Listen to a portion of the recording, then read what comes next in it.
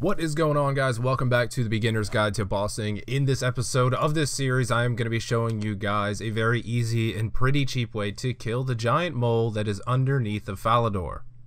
Before we get started, I want to say thank you guys for checking out this video, and if you want to see more content like this, remember to hit that subscribe button down below the video or at the end of the video and turn that little bell icon on. It'll let you know whenever I upload new content. I do a lot of stuff throughout old school RuneScape, mostly money making and showing you guys how to get started with bossing.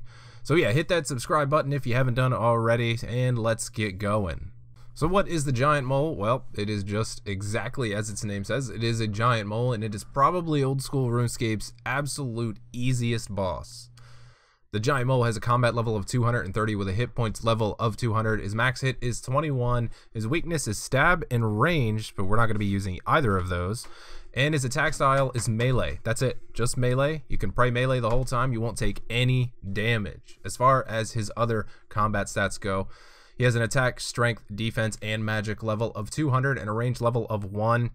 As for his defensive stats, plus 60 to stab, plus 80 to slash, and plus 100 to crush, plus 80 to magic, and plus 60 to range. But none of those are really going to matter for us because we are going to be using a Darok set, which can hit very high with what we're going to be doing. So regardless of any of this, you're going to hit pretty good if you are a main account.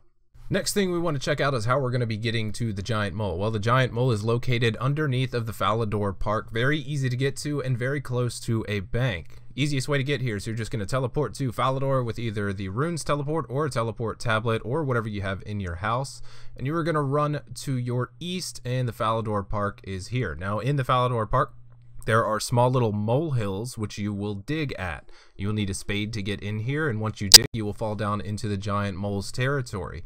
The giant mole will be roaming around somewhere down here, and I want to take this time to point out that if you do have the Falador Hard diaries done, you will be able to track the giant mole.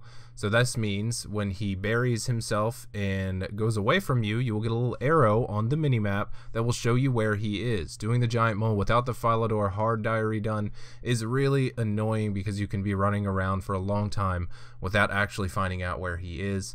So I highly recommend that you have that Falador Hard diary done. Moving right along, and moving very quickly, I might add, because this is an easy boss, very short guide, you are going to want to have some recommended stats. Now, the recommended stats are not going to be that high because this is such an easy boss to do. I have a level 86 alt with 60 attack and 99 strength, and I can kill the giant mole on that with no problem with just a dragon's sword because it has a stab option that only offers strength XP. So for this, I am going to recommend that you have at least an attack level of 60, as well as a strength level of at least 75. You don't want your kills to be too slow, but you want them to be somewhat moderate. I'm also going to recommend that you have a prayer level of 43 because you are going to need to use the protect from melee prayer against the giant mole. Now, as for me in this video, we're going to go ahead and move right into the gear setup now. As a main account, I am going to be using a set of Daroks because it is probably the best and most simplistic way to kill the giant mole, and it's pretty cheap. It's only about 4 mil, and you can stay down here for hours if you want. So if you are a main account and you will be going with this particular setup, you will need 70 defense as well, but I didn't add that into the recommended stats because, well, you don't really need it if you don't want it. So as for my gear setup, I'm going to be going with the Darok set, a fire cape, an amulet of glory, a Rada's blessing, but any blessing will work, Barrow's gloves, dragon boots, and a warrior's ring. Why am I going with the warrior's ring? Well, I'm trying to keep these as cheap as possible and still be efficient. The warrior's ring does give plus 8 attack to slash, and that's what we will be using.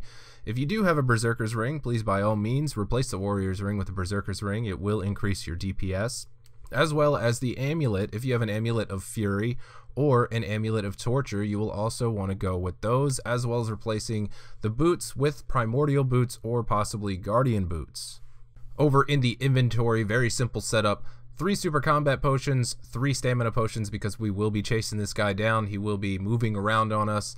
12 prayer potions, and the rest of the items are a little bit miscellaneous, but I will explain each one. So first thing is the Falador Shield 3. This will allow me to track the giant mole. It will tell me exactly where he has burrowed to, so I can chase him down very easily, not spend too much time running around. Next item is the Dwarven Rock Cake. Since I am going to be using Daroks, I do want to be down at 1 HP at all times for those super high hits. Dwarven Rock Cake, you can guzzle it, deplete your HP, and leave yourself at 1 HP.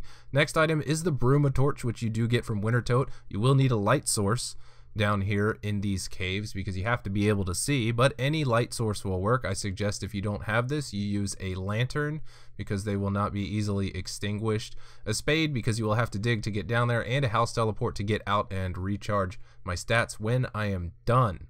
One more thing I do want to mention regarding the inventory, and it will save you a space. There is a quest you can do called My Arm's Big Adventure. After you complete this quest, you will have the ability to light some fires around RuneScape that will help you with things. In the Giant Mole's Cavern, you can light a fire of eternal light, which will keep the cavern lit at all times, and you will not need a light source. So it's very convenient, and it will save you 1 inventory space.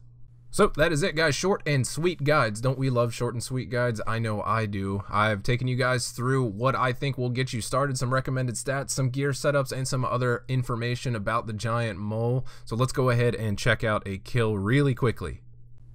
Alright, so I am here. I am ready to start some giant mole kills. I've already used my Dwarven Rock Cake. I am down at 1 HP.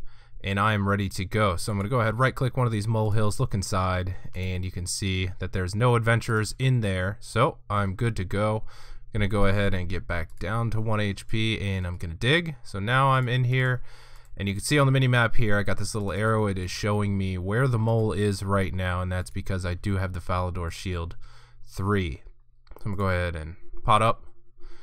Super stamina.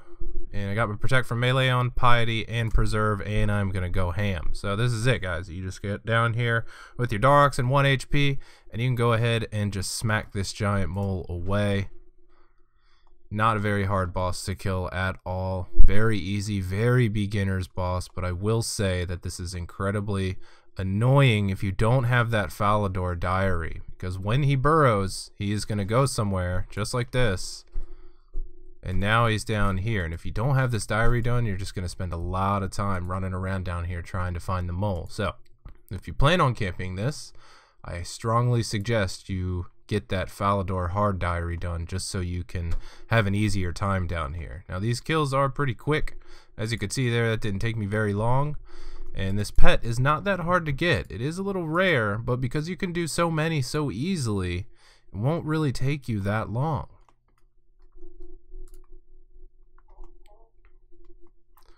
So he's already back up. I'm gonna run back up here and find him again and just continue on my way. Get some mole kills in, and maybe if I get lucky enough, I'll get a pet.